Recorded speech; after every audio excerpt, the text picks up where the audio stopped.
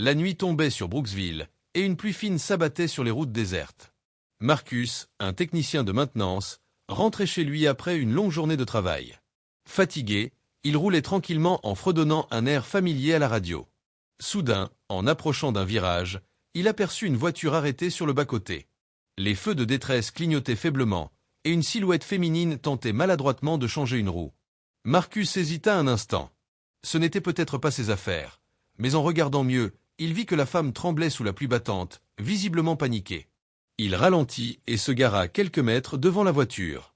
En sortant, il leva les mains en signe de paix. Besoin d'un coup de main? La femme sursauta avant de le regarder, méfiante.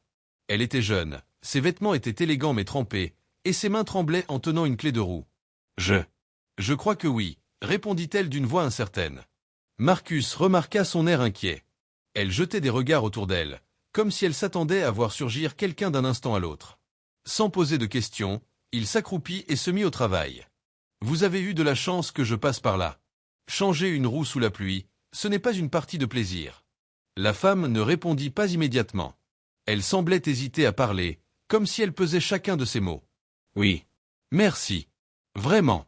En quelques minutes, la roue fut changée. Marcus se releva et s'essuya les mains sur son jean. Et voilà. Vous êtes prête à repartir. Elle plongea la main dans son sac et en sortit un billet de $100. Tenez. Pour vous remercier. Marcus jeta un regard au billet, puis secoua la tête avec un sourire. Gardez votre argent. Ça m'a pris 5 minutes, et j'ai juste fait ce qui me semblait normal. Elle le fixa un instant, comme si elle n'était pas habituée à ce qu'on refuse de l'argent. Finalement, elle rangea le billet, hésita encore, puis murmura. Merci, Marcus. Il fronça les sourcils. Je ne vous ai pas dit mon nom. Mais avant qu'il ne puisse poser plus de questions, elle était déjà remontée dans sa voiture et repartie en trombe dans la nuit.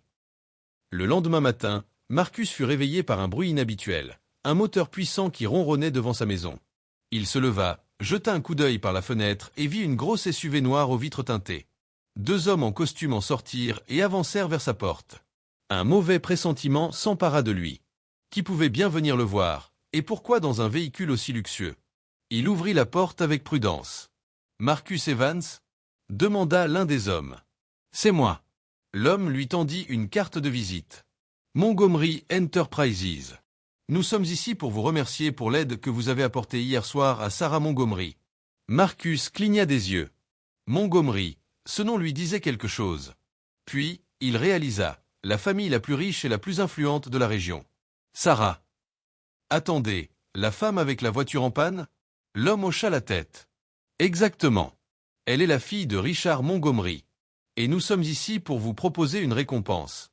L'autre homme sortit un dossier. Nous pouvons vous offrir une somme conséquente d'argent, une maison, ou même un poste bien mieux payé. Tout ce que vous souhaitez. Marcus sentit un frisson lui parcourir l'échine. Cette histoire devenait bizarre. Écoutez, c'est gentil, mais j'ai juste aidé quelqu'un qui était en difficulté. Je n'ai pas besoin de récompense.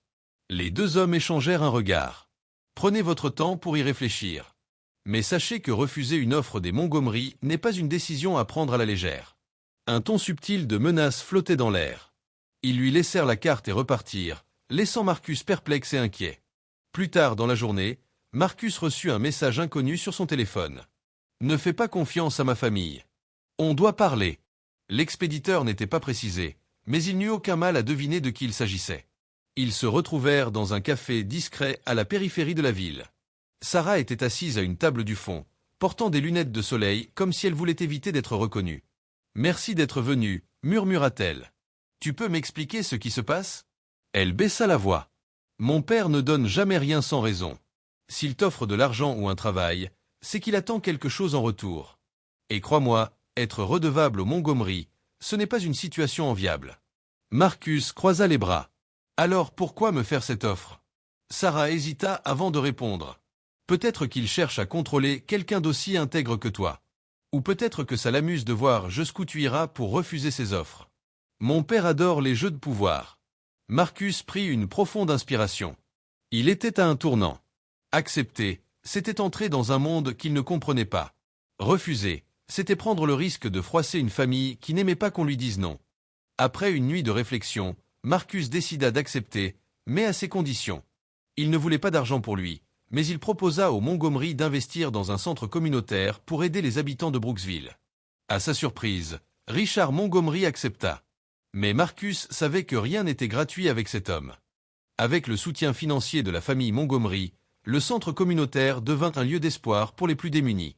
Mais Marcus dut se battre contre des obstacles, opposition politique, menaces anonymes et la pression constante de Richard Montgomery qui, à chaque étape, lui rappelait que rien ne se faisait sans contrepartie. Sarah, elle, trouva dans ce projet une raison de s'éloigner de sa famille et de se reconstruire.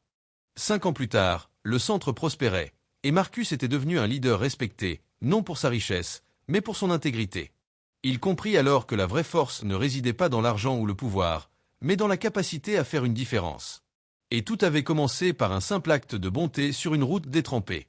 Que feriez-vous à la place de Marcus? Auriez-vous refusé, ou essayé de transformer cette opportunité? Abonnez-vous pour plus d'histoires inspirantes.